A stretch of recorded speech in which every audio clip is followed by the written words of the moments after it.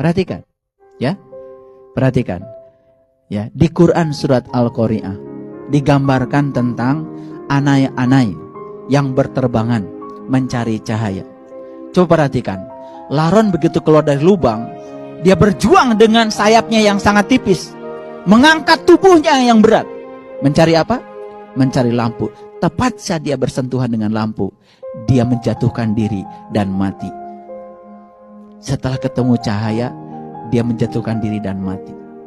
Gak penasaran, sudah ketemu yang terang benderang. Itu simbolik sebetulnya. Banyak manusia yang tidak tertarik dengan pekerjaannya Laron. Padahal Laron dijelaskan dalam satu Quran, surat Al-Qari'ah, surat tentang kiamat.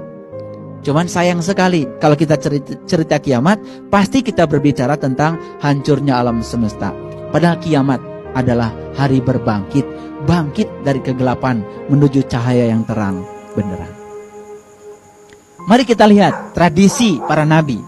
Nabi Ibrahim, apa yang dicari oleh beliau? Beliau mencari yang pertama apa? Mencari cahaya. Saat mencari cahaya, yang pertama ketemu apa? Bintang.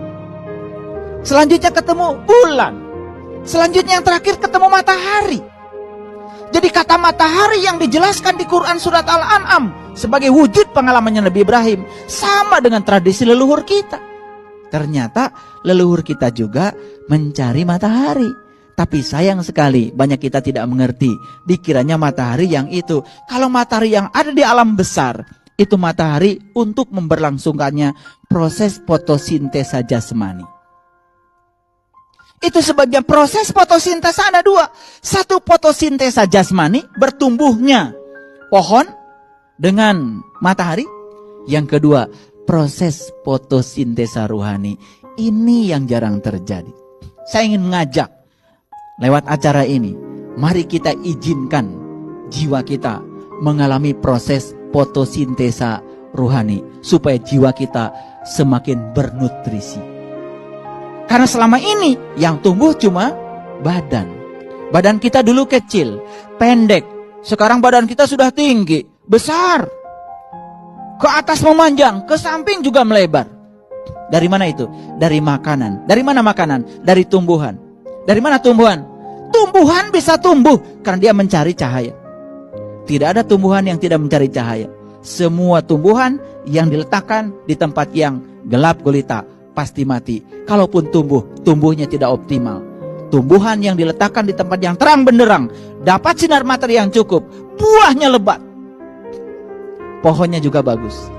Tetapi jangan lupa, itu baru proses fotosintesa jasmani. Matahari yang di alam besar ini hanya untuk proses fotosintesa jasmani. Tetapi kita sering lupa bahwa diri kita bukan hanya tubuh, diri kita juga adalah jiwa. Jiwa juga harus tumbuh. Supaya apa? Tidak mengalami kecelakaan spiritual yang seperti tadi. Karena apa? Karena jiwanya tidak tumbuh. Itu sebabnya kita harus mengalami proses fotosintesa rohani. Kalau begitu, mana mataharinya? Matahari itu ada di dalam diri kita. Bagi yang tahu. Maka beruntunglah mereka yang sudah menemukan matahari di dalam dirinya. Surat Al-Fatihah dibuka dengan huruf Ba, dipungkas dengan huruf Nun. Ba artinya Baitullah, Nun artinya Nurullah. Ba titiknya di luar, Nun titiknya di dalam. Siapa saja yang sudah menemukan titik di dalam, maka dia sudah menemukan batik. Apa artinya batik? Ba dan titik. Makanya batik menjadi tradisi leluhur kita. Batik itu badan titik. Ba artinya Baitullah. Titik adalah titik yang ada dalam Baitullah. Satu titik cahaya dalam kegelapan. Sangat bermartabat untuk perjalanan kita pulang. Bagaimana tradisi Nabi Muhammad? Mari kita lihat dalam Quran surat An-Najm. Ada ayat yang berbunyi seperti ini. Wan najmi idha hawa. Demi bintang ketika mati. Wan najmi idha hawa. Demi bintang ketika mati. Sebagai fisikawan, saya ingin tahu bintang mati itu seperti apa. Kan sekarang mudah kita calling-calling dengan ahli astronomi. ternyata saya dikirimkan gambar bintang mati.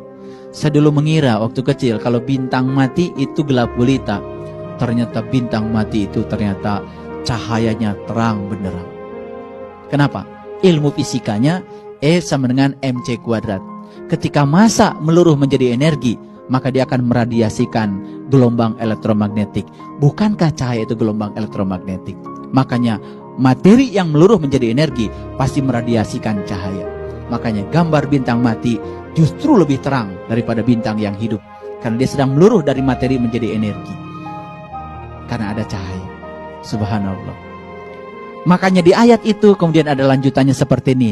Walaqad ra'ahu nazlatan ukhra. Dan dia melihat itu kapan saja. Apa itu di ayat? Itu kan cerita bintang mati tadi. Bintang mati adalah simbol dari alam cahaya. Alam cahaya adalah alam dewa, alam deva. Dalam alam dewa ada di dalam setiap diri setiap manusia bagi yang tahu. Maka rugilah mereka yang tidak tahu itu. Salatnya gelap, umrohnya gelap, hajinya gelap, saumnya gelap, wiridnya gelap, tidurnya gelap, hidupnya gelap. Bagaimana mungkin kita bisa berjalan dalam kegelapan? Bukankah untuk berjalan di alam semesta raya yang jasmani saja kita perlu cahaya? Betul? Apalagi kita berjalan dalam lautan ruhaniah. Bagaimana mungkin kita bisa berjalan kalau tanpa cahaya?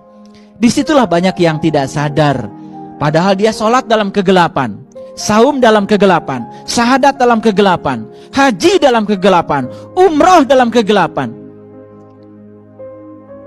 Bahkan tidur dan hidupnya pun dalam kegelapan. Tidak sadar kalau di dalam dirinya ada alam cahaya yang terang benderang. Cuman dia tidak tahu dan tidak mencari. Makanya Allah mengatakan dalam Al-Quran, Yahdillahu linurihi mayyasa. Aku akan menunjukkan pada cahayaku siapa saja yang aku kehendaki.